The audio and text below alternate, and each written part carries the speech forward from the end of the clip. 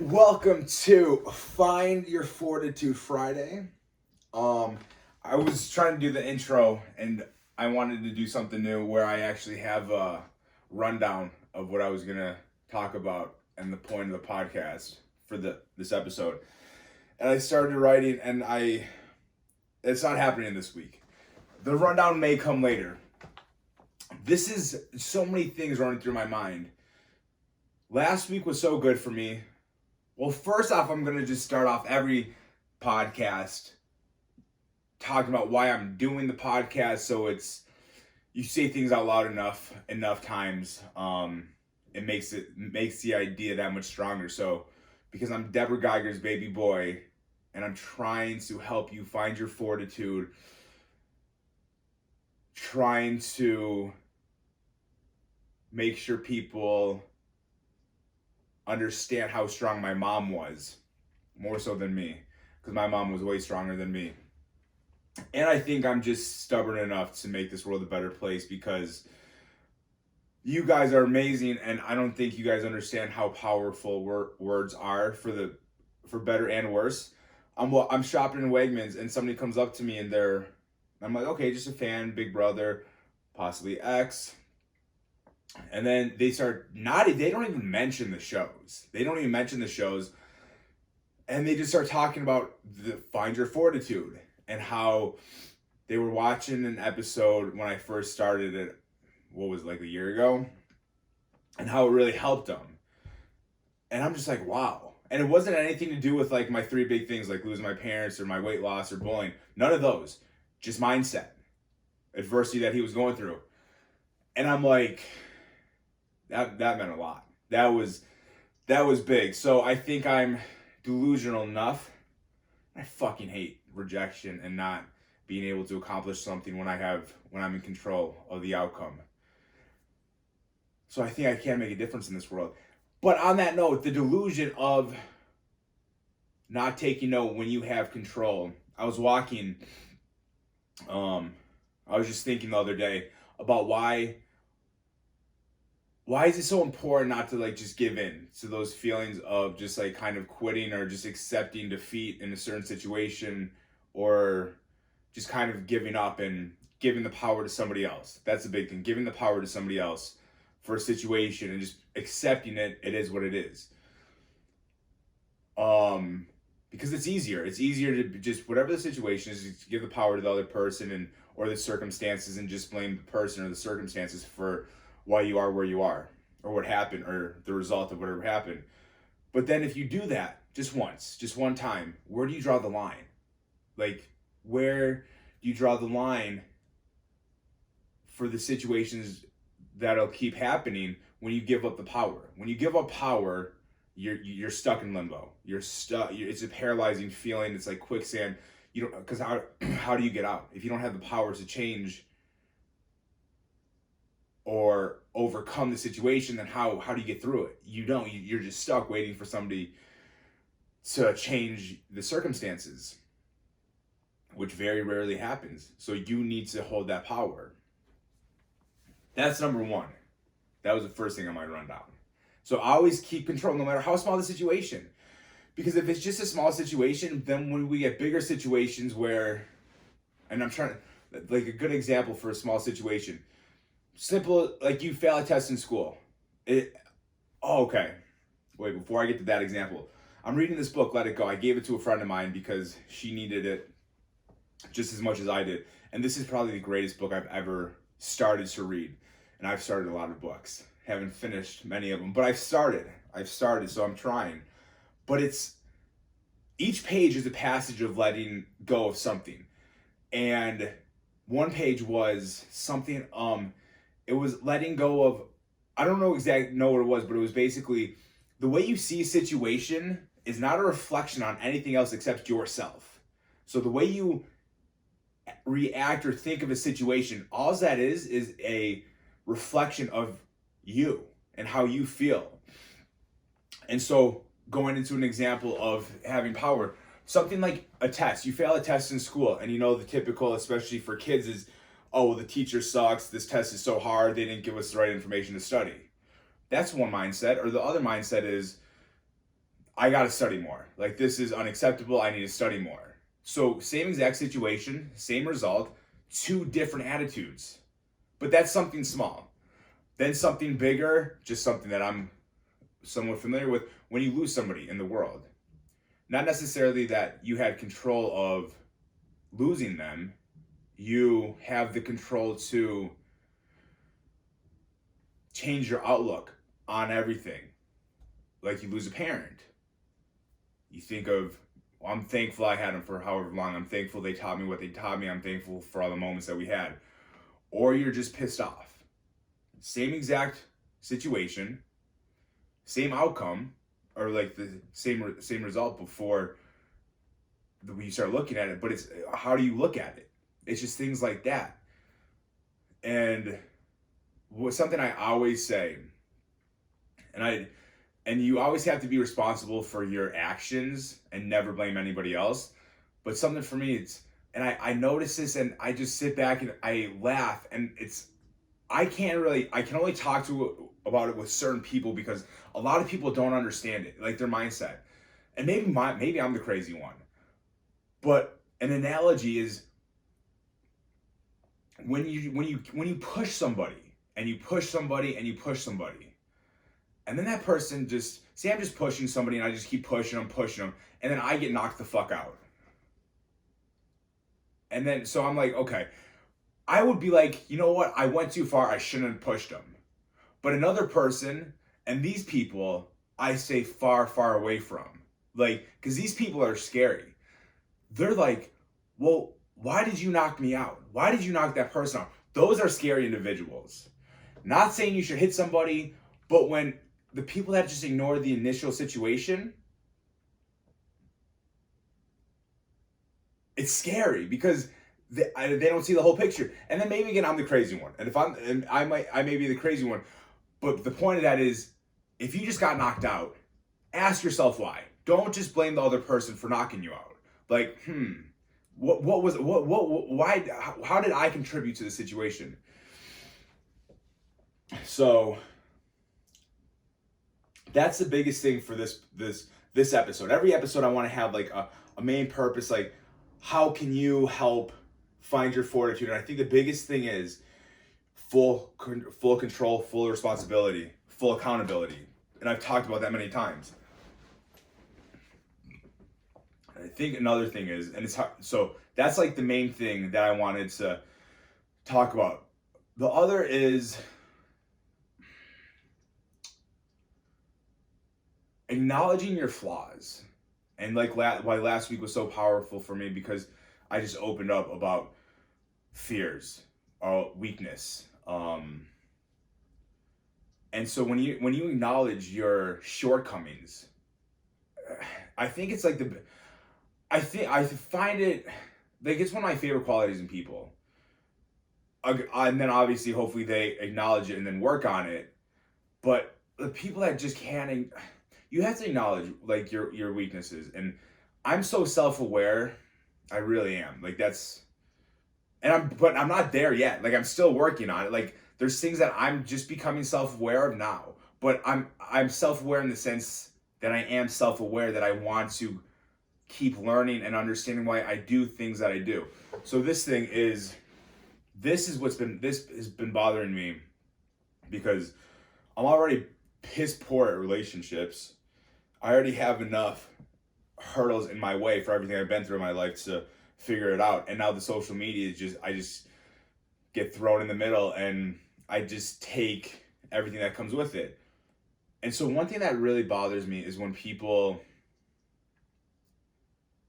and if you get the message after like I go through this, I did a good job, but I'm gonna try not to get too sidetracked. But I hate, and it hurts me deep, when people tell me or make me feel bad about how I'm acting or things that I'm doing, which results in somebody else feeling a certain way. And I don't like it, because, well, I don't mind if you talk to me like in a respectful way and talk, but when you just say things like I'm manipulative, or I'm a narcissist, I'm a shitty person, stuff like that hurts me. Like when it comes to like a relationship. And I think it hurts me so much is because I know I'm like, I have so much to work on when it comes to relationships and having a healthy relationship. And I'm so far from it. And it's something that I'm really trying to work on. But side note, I just saw a quote. Somebody said, I don't trust people. It's hard for me to trust somebody who says, I love you when they don't love themselves. It's like a guy, it's like a naked man telling you that he'll give you the shirt off his back. I hope you pick that up because it's very deep. And once I actually start having a rundown and going through these, it'll be a lot smoother. But it's not that I don't love myself, but I'm constantly working on it. But that was just a great quote. I think that'll help a lot of people. If you don't love yourself, how can you love somebody else? That's a big thing. So with me, with relationships, I'm really working on it. So when I hear things like that, I know I'm not perfect, but I know I'm not a bad guy. Like I really know I'm not, and it just hurts me. And it hurts me because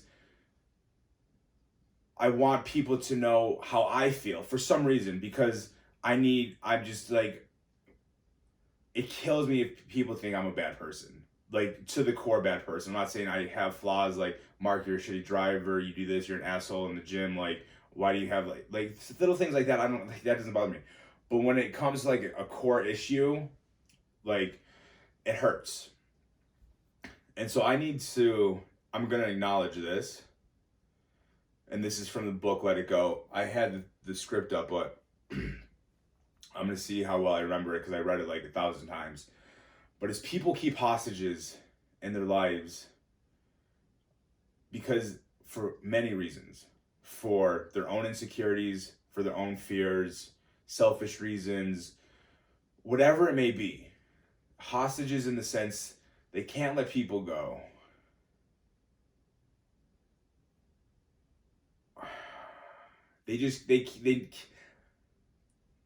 They know it's not good, but they can't let people go. And so not being able to let somebody go is way different than being manipulative. And to me, I think manipulation comes with manipulative people know what they're doing, and they don't care about how the other one feels, and they're doing it for selfish reasons, and they're aware of it, but they genuinely don't care. Letting go of somebody, and I can't take full responsibility, and this is not directed towards one person, because I can relate this to like at least a half a dozen situations in my life where this has been the case. I can't take full responsibility for the entire situation, because then I'm taking the power from the other person, and then I'm doing them a disjustice. But I will take full control or full responsibility, full accountability for my action in it, for not being able to let go. I can't take responsibility for somebody else not letting go. I can't. I can't be responsible for other people's actions. This book, Let It Go, is amazing. This is where I'm like, it all clicks. So to that, it's when people say I'm such a bad person and blah, blah, blah, and I do all this stuff, it kills me, because I know I'm not. I know it's things that I've been through in my life, not an excuse, but why it's hard for me to let people go. And it looks like it's something else from the outside, and I really don't know why I let it bother me so much. So I figured, let's just say it out loud, like I did last week. And I do this kind of selfishly to help myself, but I think when you look up to somebody, or you just look at somebody in a different situation and they can admit their flaws and their faults, I think it can help them, and that understand that you're not perfect. I'm not perfect. I'm so far from it. But it just helps, because I think we're just in a world where we need a up one, everybody. It needs to be better. Like every time you tell a story, you're lying about details because you just got to make it look better, and it's just a very vicious and toxic environment in the sense that we say so many lies, little lies, subconscious lies to hide our insecurities, and it just builds bigger and bigger. So I hold hostages in my life because for me, I am scared to relive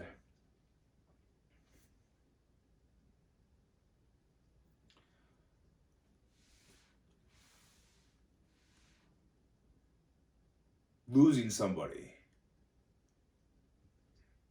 That shit's deep. That was hard to say. Whoever needs to talk to somebody, if you don't want to talk to a therapist, I suggest just putting your camera right here and just talking out loud. It really does help. I'm just to the point in my life where I don't give a shit. I really think people, if they open up more, they not only help themselves, but they help so many other people. So for me, for all the trolls, for all the people who try to hurt me, you really hurt me. Like the last couple weeks, like I mean even more. Like you hurt me. You struck a chord. You got a reaction out of me because I take it so personally. Like I don't, because I haven't been able just to acknowledge this, to admit it. I know the person that I am. And this is another point's coming from this. The point that I originally told you, if I get to it after all this. But for me right now, and I hope you can understand, and hopefully you guys can relate to something that when you're honest with yourself, I don't think anything like words can't hurt you because you understand it. So for something that's been bothering me, I just need to get it off my chest. And I hold on to people because I'm scared of going through the pain of losing somebody. Because I've experienced too much of it. But like life doesn't get easier. Like life's not going to change my circumstances. So I need to learn how to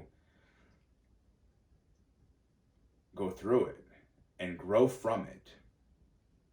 So I just said that. We'll see if this actually goes on the podcast or not. And so, and I guess there's also like an insecurity of being alone, but me being alone, like I like my alone time. I'm honestly not, it's not like it's deeper than that. It's not just like surface level. It's as deep as the thought of losing somebody out of my life. It doesn't just scare me that I don't get to see them or talk to them again. It's a reminder of other people I don't get to see or talk to. Okay, on that note, before I start crying, because if I keep repeating myself, but and I hope that gives perspective to some people, to people that you just be honest with yourself. Just be honest with yourself. But maybe I think more people can relate to this is if you're with people that see you for somebody you know you're not. I think that's a struggle that will never go away. Like will ever go away. Like if you're constantly told you're a bad person or you're fat or you're unhealthy or you're dumb, even if it's just in the heat of the moment, like, and if you're saying these things, you need to look in the mirror real deeply if you're trying to hurt people. And I'm not saying people don't fight and say things that they don't mean, but I mean genuinely, if you're with somebody, have this person in your life who sees you for a person that you know you're not. You have to address it with them to see if they like understand and accept it and work on it and know where you're coming from. But if it keeps happening, from personal experience, it's a struggle that does not go away. Because then you get mad at them, you get mad at you start to question who you are, I truly believe you start to act like, if you get called a name, so many times you start to act like it. Again, that's blaming other people for your actions, but you have to change your surroundings if you have to grow. So that's the big message. That's I used to feel bad about, not feel bad, but be like, man, how am I so bad at relationships? And then the more and more I talk to people, and the more people that reach out to me, I mean, I'm not really that bad, because I can at least acknowledge what's unhealthy and how I need to grow. A lot of people just stay in the same situation, are just stuck in a situation, can't get over a situation because they just accept it. They just accept it. I relate this back to fitness 1000. I relate everything back to fitness. And I'm not saying that I do everything perfectly or it happens overnight. Like, it doesn't. Like, look at me. Like, if you know anything about me, you understand that this does not happen overnight. I'm still in the process. But if you just keep thinking about it and telling yourself, there's gotta be more. If you see yourself outside of the situation, start saying things out loud. It's so hard because you can't see yourself out of the situation, this hole that you're in. You can't imagine yourself out of the hole. So how do you get out if you can't even imagine it? Shoot, I just lost my train of thought. Damn, I was gonna say something good. But yeah, you gotta get away from that. So give me 30 seconds. Let me see if I can remember what I was gonna say. Damn, that's why I need to start doing this on the computer so I can edit it. But that's Find Your Fortitude Friday. I guarantee you it helped me way more than it helped you. So anybody who wants to attack me for things they see on the outside, or for a situation that they weren't a part of, and try to make me feel bad for whatever, thank you, because this needed to come out. I needed to acknowledge that I have a lot to work on.